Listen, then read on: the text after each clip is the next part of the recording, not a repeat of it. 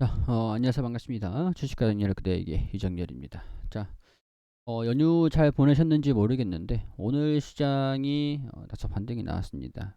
연휴를 우리가 어떻게 보냈든 간에 시장이 반등이 나와줬다라는 것들은 우리 모두의 호재가 아니겠습니까?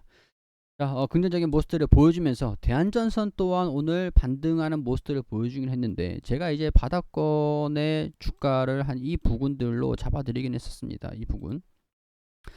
자, 1,700원하고 1,600원 수준. 살짝 주가가 이탈하는 모습들을 보여주긴 했었는데 다시 반등 나오는 모습들도 같이 보여줬거든요. 근데 아쉽게도 돌파를 하진 못했어요. 여러 가지 모멘텀이 분명히 있을 것 같습니다. 일단 대한전선에 대한 이 요인들 간단하게 좀 설명을 좀 드리도록 하면요.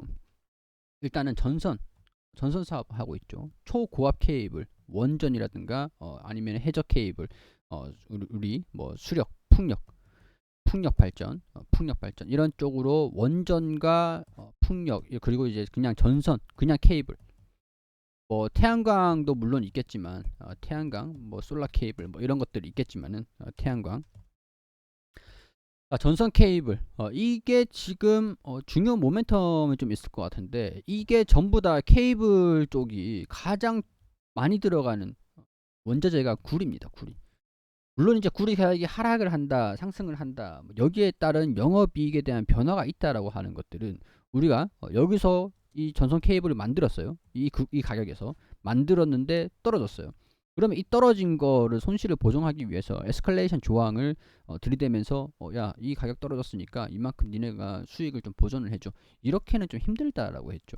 이 여기서 이제 사가지고 올라간 거에 대한 이 수익은 에스컬레이션 조항으로 야 구리 가격 원자재 가격 많이 올랐으니까 우리가 이것 좀 이 반영시켜 가지고 니네가 사라 이런 조항이라는 건데 대신 이제 구리 가격이 많이 떨어졌다라고 말씀을 드렸죠. 근데 구리 가격이 떨어졌던 요인들을 경제적으로 좀 보면은 중국 같은 경우 중국 소비가 가장 큽니다. 뭐 철강 쪽은 마찬가지고 중국에 대한 소비 그리고 유럽에 대한 것들 그리고 미국 뭐 미국은 나쁘지 않다라고 해도 얘네들은 지금 엄청 나쁘거든요. 좋진 않아요. 유럽도 에너지 가격들이 상승을 하면서 소비가 계속 주춤하고 있습니다. 소비가 주춤하고 있고 중국 같은 경우에서도 소비가 주춤하고 있는 게 전력난이 있었고 코로나 때문에 도시 봉쇄가 좀 있었습니다. 그렇기 때문에 소비가 망가지고 있는 상태에서 구리, 닥터 코퍼라고 하잖아요. 경제를 보기 위해서는 우리 구리 가격을 봐야 된다. 구리 가격이 떨어지면은 경제가 안 좋을 거다. 구리 가격이 반등이 나오면은 경제가 좋을 거다. 자, 물론 이제 여기서 사가지고 이 가격에 높은 가격에 파는 게 영업이익이 높아질 수 있겠죠. 그게 아니면은 이런 식으로 박스권으로 움직여줘야 됩니다.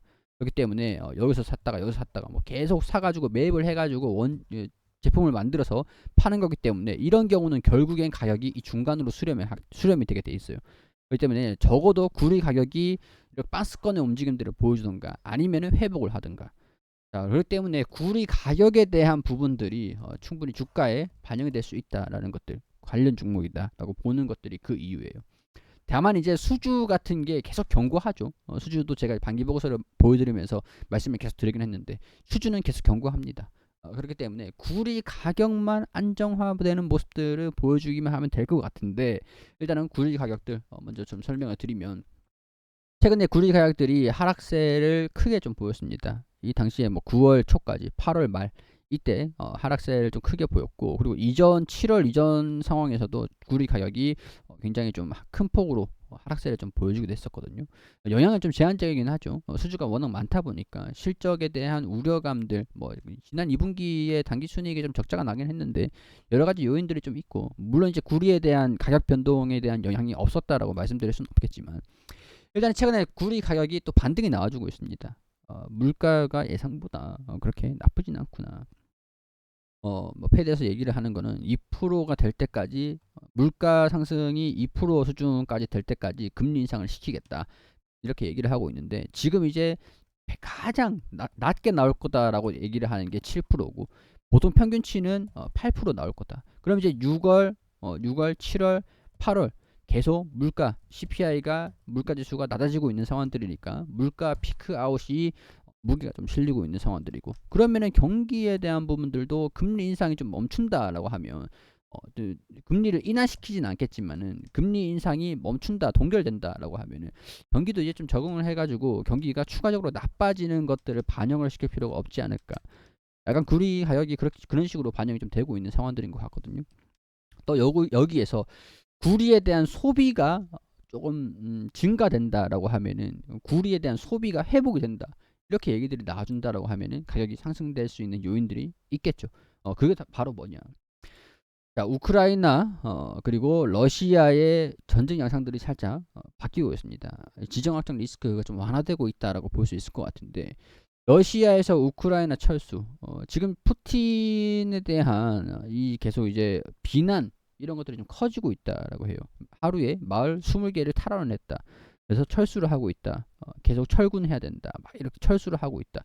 거의 전쟁이 좀 지리학적 리스크가 막바지에 좀 달하고 있는 것이 아닌가 이런 기대감들이라고 할 수가 있겠죠. 러시아에서는 이제 푸틴이 계속 비난을 하고 있고 뭐 이게 급물살을 타게 되고 미국이 계속 우크라이나를 지원을 한다라고 한다면 우크라이나군 이 전쟁 양상들이 급격하게 변화가 되는지 내년 올 겨울에 이제 가장 피크가 될 수 있다라고 볼 수는 있겠지만은 일단은 좀 전쟁 양상이 좀 완화되기 시작한다라고 하면 재건에 대한 기대감들이 커질 수 있다라고 봐야 되겠죠. 재건에 대한 기대감들이 커진다라고 하면은 우리가 건물만 딸랑 지어놓고 끝은 아니잖아요. 물론 이제 여기서 들어가는 게 시멘트 그리고 뭐 골격, 뭐 철근, 뭐 제강, 뭐 이런 같은 것도 있을 거고, 뭐 건설 이런 기계도 있어야겠죠. 건설하고 기계도 있어야 되고, 그리고 여기에서 통신 인프라도 있어야 될 거고, 전선 이걸 좀 깔기 위해서 전력에 대한 부분들 우리가 뭐 전기 없이 살 수는 없잖아요. 그렇기 때문에 전기에 대한 이 전력 인프라에 대한 부분들이 대한전선이 수혜를 좀 받을 수 있지 않을까. 아무래도 수주가 좀 많은 상황들이기 때문에. 그리고 유럽이랑 지리학적으로 좀 가까운 게 사우디 그리고 대한전선의 조인트 벤처 설립을 해가지고 대한 뭐 케이블 솔루션 뭐 이렇게 사우디 지역에 법인 회사가 있습니다. 연결 실적으로 사우디 회사하고 이 조인트 벤처가 이렇게 있는데 연결 실적으로 이렇게 반반 이렇게 들어가는 것들이에요. 유럽 쪽에 들어가는 게 사우디가 지리학적으로 우크라이나는 좀 가깝죠. 그렇기 때문에 이런 부분에서도 수혜를 받을 수 있는 게 대한전선이기 때문에 이 전쟁에 대한 양상 이런 것들도 보시면 좋을 것 같습니다. 더군다나 또 하나의 이슈가 또 있는 게 11월 우리 사우디 일정이 좀 어떻게 될지 모르겠는데 정상회담이 좀 예정이 되어 있습니다. 사우디 정상회담. 그렇게 되면은 우리가 대한전선이랑 사우디랑 조인트 벤처 사우디 조인트 벤처를 해가지고 네옴시티에 대한 기대감들 네옴시티도 같이 반영이 좀 될 수가 있겠죠.